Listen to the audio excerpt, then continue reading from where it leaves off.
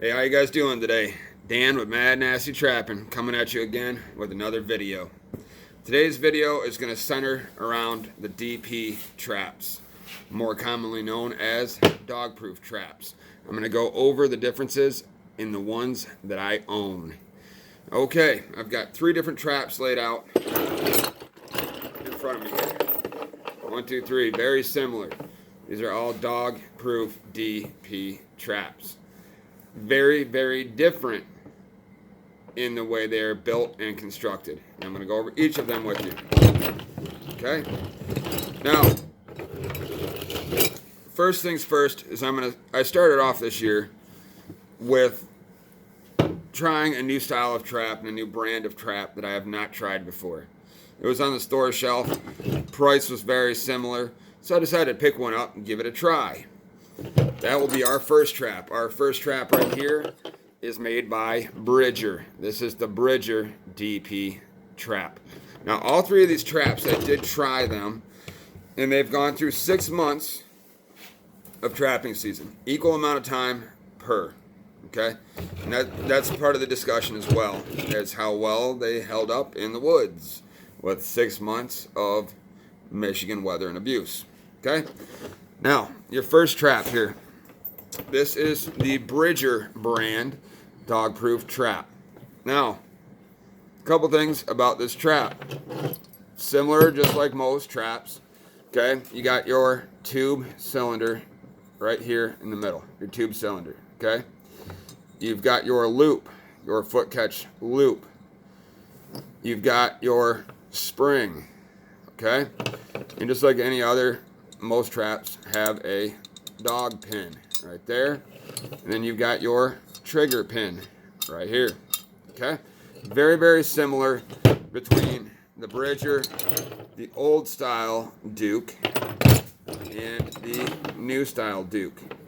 Very, very similar in styling, but very, very different trap build. Okay, what can I say good about the Bridger trap? Not a lot.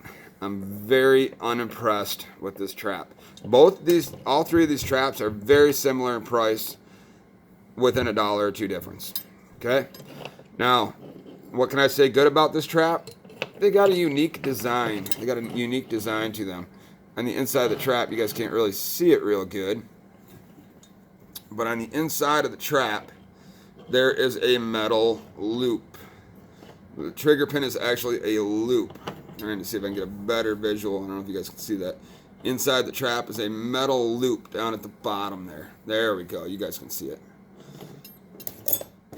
That metal loop I was kind of on edge about. This is a pull style trap. All three of these similar, and they are a pull style only, or animal has to grab the pin and pull it. This one being a loop in the middle, I figured, hey, you know, having the loop in the middle, I'll be able to get a little bit of bait underneath the pin easier. Therefore, they have to work that bait under the pin and pull up on the pin. I figured that would work. Now, I got to say that loop in the middle versus the Duke's pin in the middle, not a big difference as far as catch goes. Okay? Now, as far as some stuff that I like about it, I do like the spring plate right here. I like that protects those springs and stiffens them, makes them stronger so that they don't get bent. Okay, so that's about the only positive thing I can say as far as this trap goes. A lot of stuff is similar in styling. I think they took a lot of style from the DP traps. Okay, on this one, the dislikes about it. I do like the backing plate. That's a plus. That's a plus, and I wish they sold those separately. I could put those on my Dukes. I'd be very happy with that. They sold those backing plates separately. Okay, but a couple of things I don't like about this, and I'm about ready to beat this one to hell because this trap's a piece of shit. Okay, number one, the springs on here, the spring tension isn't very strong compared to the Dukes. Okay, number two, these do not come powder coated. They are basically raw steel, and after 6 months of being out in the woods, you can see that the rust is attacking them. Next, I will say that the bar right here to here, I don't know if you guys can see that, but only a handful of catches or less, 5 or less catches on this, that bar is already bent. The quality and strength of the steel bar at the bottom, garbage as far as I'm concerned. As far as the swivels and chains go, standard swivel right here. It is what it is, basic and easy. I think that this right here is probably a universal piece, very similar to what the Dukes have, not a big difference. Now, besides the rust factor, a couple of big detractors on here is your trigger pin right here. Your trigger pin has a screw, a set screw. There's no reason for it. It does not adjust your pan tension. It does not adjust your trigger tension or anything of that nature. It is just cheaping out on the trap. Now, if this nut right here, after a couple of uses, if you didn't notice that nut comes loose, that trigger pin under tension could, back out your screw and set that trap off, leaving it useless out in the woods until you figure out that that is a problem. That is a big problem right there. And there's a difference between here and on your Dukes. On your Dukes, it is a sealed, solid bar, crimped in on both sides, all the way across. That's the way to do it. Going back to this trap. On the Duke traps, the cylinder itself is a one-piece tube. On here, it is not. It is a bent around tube with some lousy shit welds to hold it together. Very ugly, unappealing, and in my opinion, a total trash of a trap. This thing all the way around, if it was a $3 trap versus a Duke's $12 to $15 to $20 trap, depending upon where you go. If this was a $3 trap, I'd run these all day long. But when the price factor on this piece of crap is identical or maybe $1 less to a much better quality Duke trap, this one right here, this gets my seal of fucking junk. Okay. That was the Bridger. That's the Bridger DP. Okay? Now, this is the Duke trap. Duke is one of the most popular traps out there. This trap right here is probably your most popular and most common DP or dog-proof trap. Most widely known and most cost-effective. Okay? This is the old style DP trap. Upsides to it, solid bar right there across the trigger. Crimped on one side, and you got your end on the other. That ain't gonna come loose. Not a bad way to go. Now, the other upside is your only welded parts are the base plate, which has to be, obviously, and your welds across your bottom are nice, clean, solid welds. This bar right here, after many, many uses, the bar that sticks in the ground, in frozen ground, it's not hard to really work this trap and really put some tension on this bar. This bar is still straight. This is a 2.5 to 3 year old trap. I've been using the hell out of it for 2 to 3 seasons now, and I've had a lot of catch on it. It is holding up nicely. Now, it is not powder coated.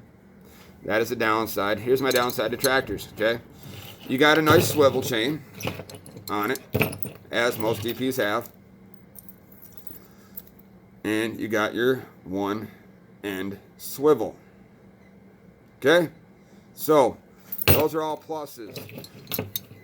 Downside to this trap is these bars right here.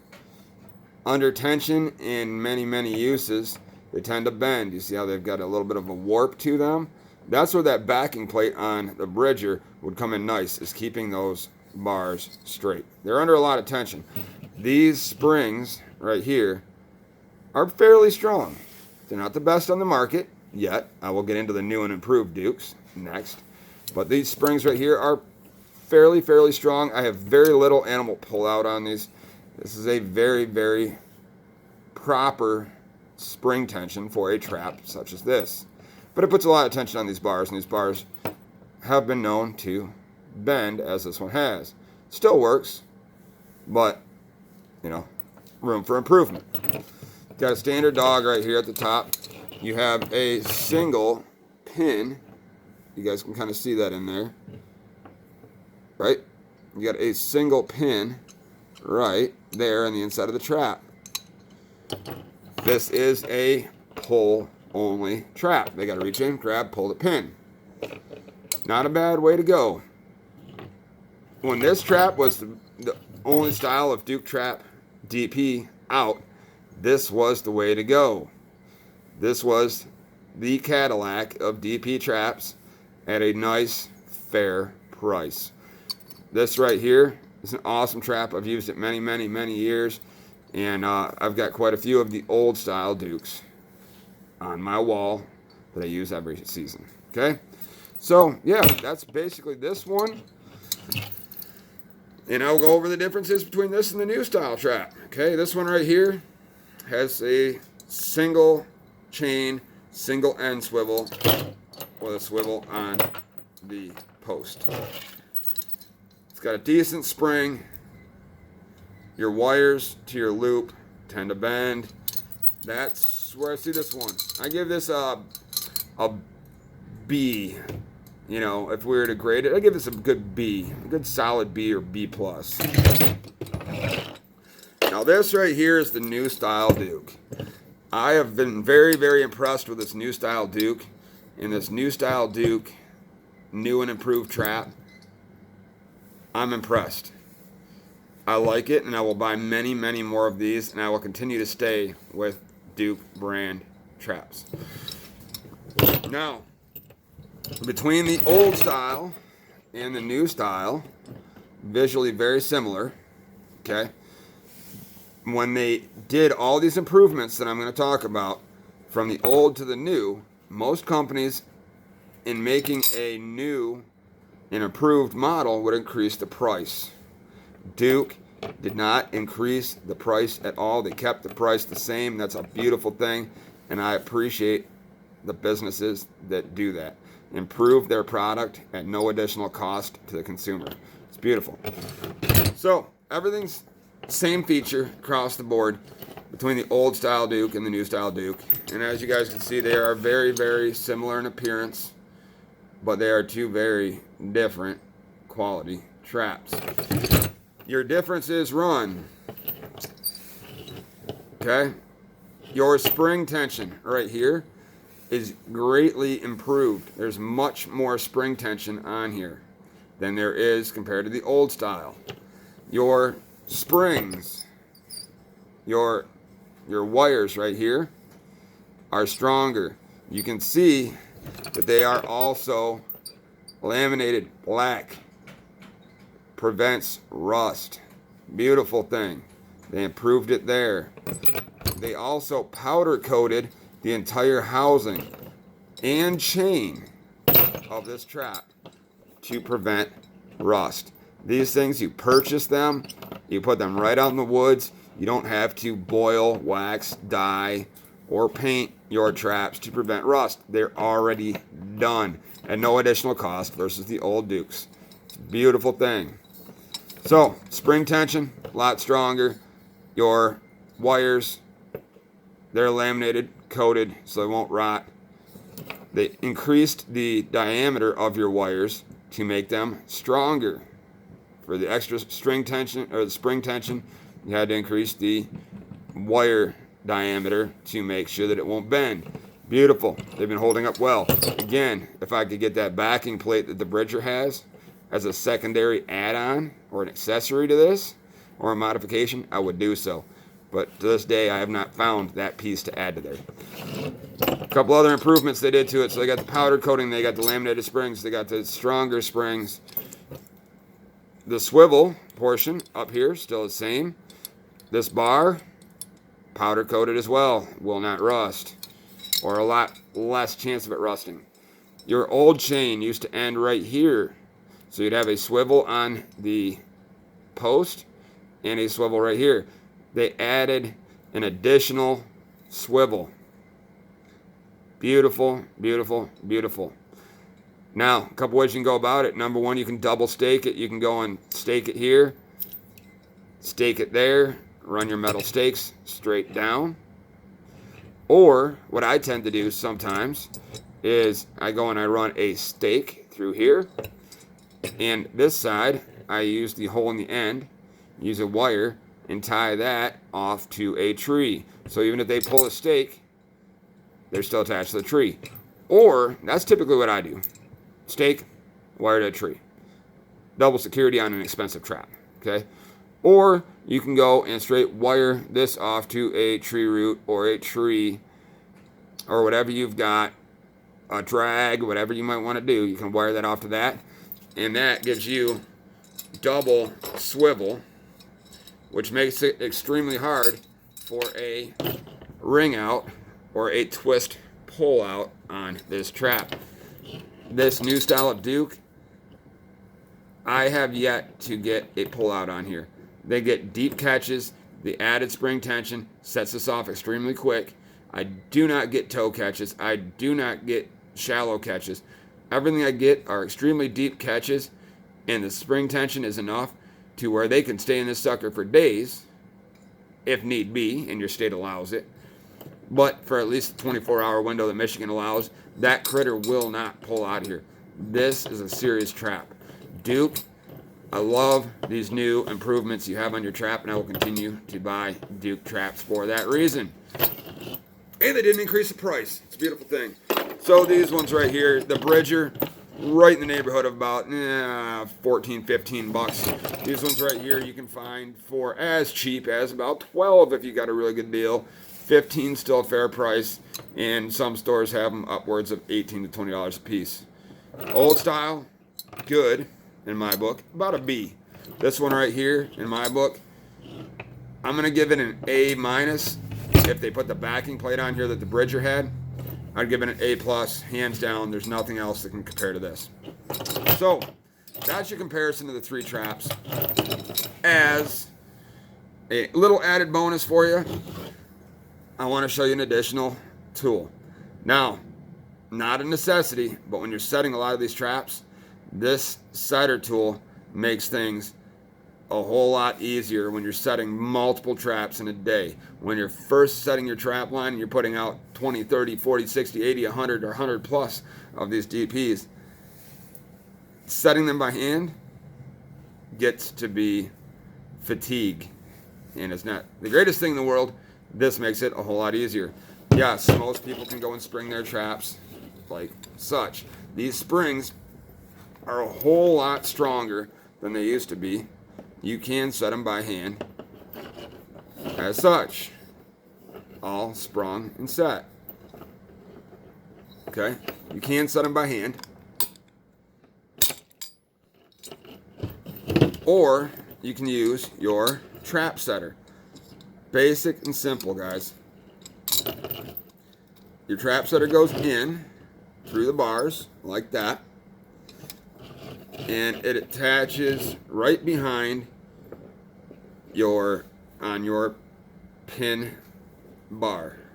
Your pin bar right there. Once you've got that, then your dog goes in the middle, and you can go and flex that trap using the bar for leverage. You can go and set it down and set your pin in its notch. Take your tool, slide it out, done deal. Also, when springing off these traps, you can tuck your tool underneath, your setter tool underneath, to spring them off, because you don't want to put your finger in there and pull a trigger. You're going to get snatched. But you can go and relieve the tension, turn your trap on an angle, set it off, twist your tool out, good to go. These tools, they run about, the setter tool for DPs, they run about $2, $2.50. This right here is an essential item to have in your bag when you run a very long line or multiple traps. And if you're buying the new style Dukes with the stronger springs, this is a tool you are going to want to have. Not that you can't do it the old way, but this makes your job a whole lot easier. I'm Dan Edwards with Mad Nasty Trapping, and that has been your review of DP dog-proof traps. Make sure you hit me up and subscribe, notification bell. Hit me up on the Instagram and the Snapchat and the Twitter, Mad Nasty Trapping, and Facebook, Dan Edwards, Facebook Messenger, Dan Edwards. And get a hold of me on Facebook Messenger. We have a new app that we've been playing around with a little bit here. It's called Voxer, V-O-X-E-R, walkie-talkie app. It is really cool, and we do continuous group chats on that Voxer app. I'd love to see you all there. I appreciate you guys' time. Please subscribe and hit the notification bell, and hit your comments in the section below. Again, Dan with Mad Nasty Trapping, and I will see you again very soon with more instructional videos and reviews and entertainment videos. So, it's been a pleasure. Thank you. See you on the next one.